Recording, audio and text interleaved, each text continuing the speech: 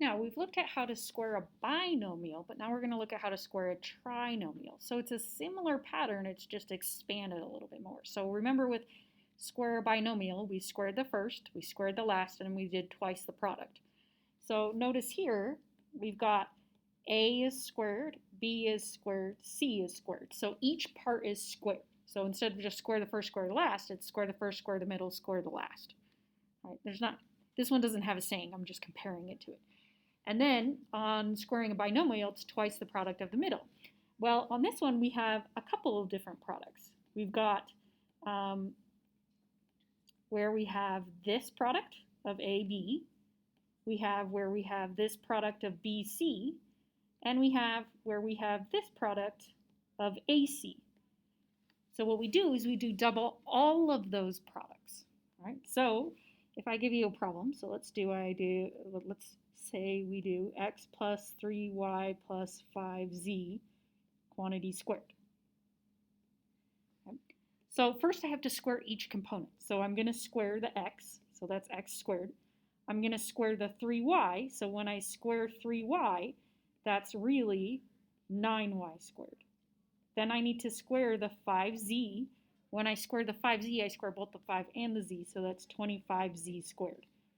Then I'm going to do double each product. So I need to do double this product. So I'm going to do double x times 3y is 3xy, and I'm going to do double that product. So double 3xy plus double the product of BC, which is 3y and 5z. So if I do 3 times 5, that's 15, and then the y times the z is just yz. So double 15yz, and then I'm going to double the last product, which is the first and the last. So the x and the 5z. So x times 5z is just 5xz, so I'm going to double 5xz. Right? Now, you can write it kind of step by step like I did, or you can just square it in your head and double it in your head. Either one is acceptable.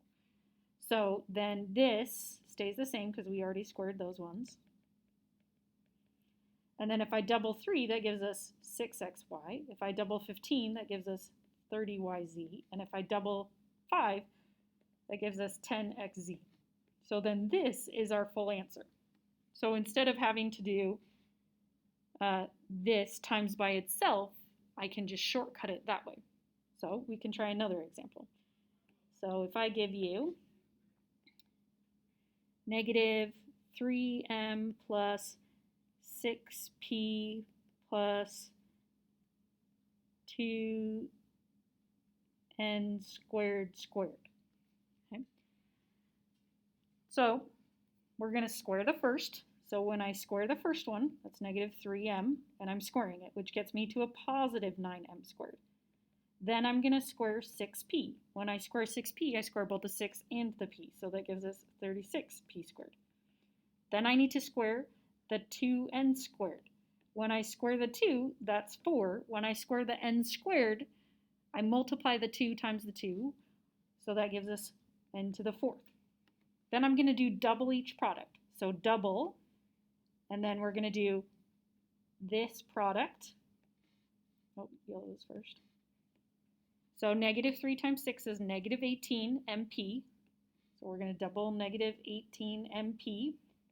Then we're going to double, then we take the next product, which is the last 2. And that's 6p times 2n squared. So 6 times 2 gives us 12. So I'm going to double 12 and then pn squared. And it doesn't matter which letter comes first, because multiplication is commutative. And then I'm just going to write this part down here. So plus, double, and then we are going to do our last product, or our first and our last. So then we have the negative 3m and the 2n squared. So negative 3 times 2 gives us negative 6, and then mn squared. So 2 times negative 6 mn squared. That's what we're multiplying. So now I just need to finish simplifying. I'm going to go to this next row so I don't run into my other writing. So if I double negative 18, that gives us negative 36. So I'm going to erase my plus that I just put. Do negative 36 MP, and then we do 2 times 12, which is 24. So 24pn squared. And then I do 2 times negative 6, which is negative 12mn squared. And that gives us our answer. Right? So they're long answers, but it's just a really quick pattern. So it's just like the other pattern that we did, except for it's extended because there's 3 parts to it instead of just 2 parts to it.